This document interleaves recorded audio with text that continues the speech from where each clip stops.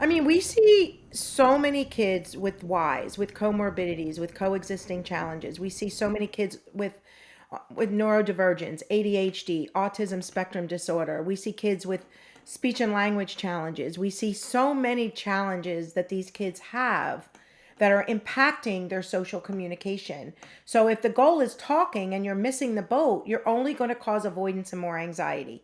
End of story. And so the key is those whys have to be known or ruled out and know what we're dealing with. Because if you have a child on the autism spectrum, and I feel we need to bring this up because we see more and more kids on the autism spectrum, and sometimes on the surface they can look somewhat similar, especially with an anxious child. You need to be able to understand that that social puzzle is so challenging for kids on the spectrum. Their sensory challenges are overwhelming. And kids in general that may not be on the spectrum may have a lot of sensory challenges. We see like 80% of kids with SM have these challenges of the sensory in many ways. So if you're asking them to or giving suggestions to do certain things in these loud, large, lots of people environments, that may be a reason they're not doing it because the whys are impacting them. So that is why for us, like for me, I don't know how to successfully treat a child without ruling in or out certain challenges because I know that those can impact.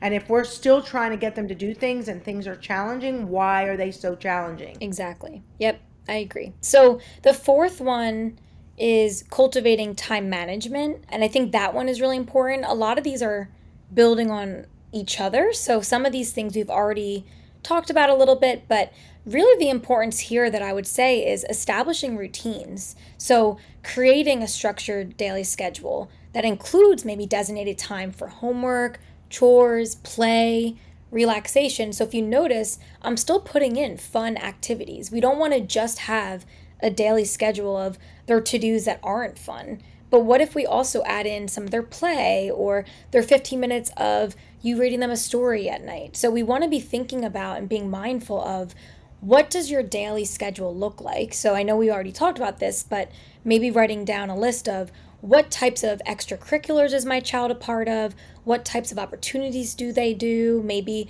now that it's becoming summertime, maybe they do swim club every Friday afternoon. So, what does that look like? And if you know it always takes your child a few extra minutes because either their anxiety or they also, again, might have some executive functioning challenges, then plotting that into your daily schedule and giving them an extra 5 to 10 minutes to just prepare to kind of clean up their area before they move on actually goes really far. So we find that a lot of times, like visual aids and schedules are really helpful for that because they get to see it. And then also, again, you maybe providing that choice, like we mentioned earlier, where you're saying we only have 5 minutes before we have to head out.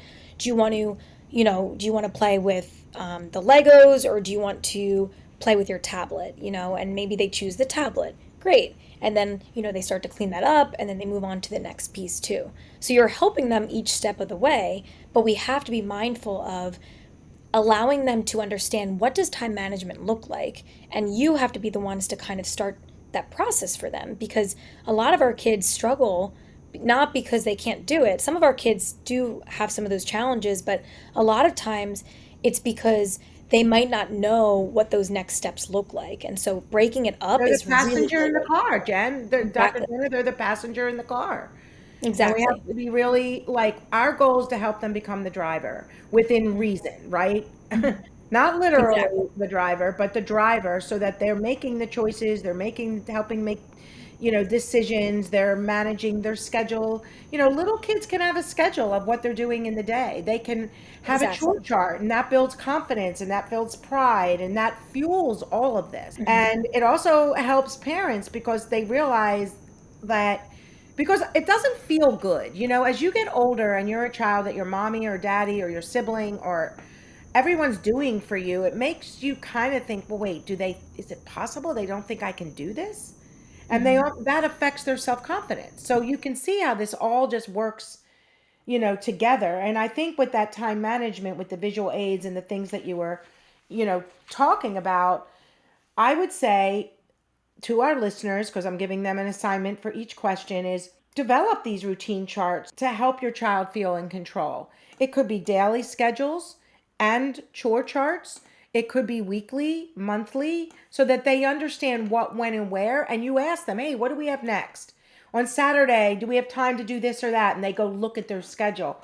Because let's face it, life is busy. And before you know it, they're going to have their own device with their own calendar. And when you feel lost and it's like being on a road and you don't know where you're going. It doesn't foster confidence. It fosters some insecurity, and you're very dependent on someone else. Well, where are we going? I mean, we just took a road trip, right? If I didn't have my Apple Maps on, how would I have known? I would have been really anxious about figuring out where to go. And how do I figure out I'm not going to go? So it's the same thing. A time management means, even as a young child, can be their way of navigating their day and helping them figure out, do I have time to do my Legos now? Because in 15 minutes, I've got to get ready to go to the dentist. And so maybe that's not a wise choice. Maybe I should just color instead of dealing with the Legos all over the floor. So they begin to see, and again, that fuels, their confidence and independence, which fuels their growth.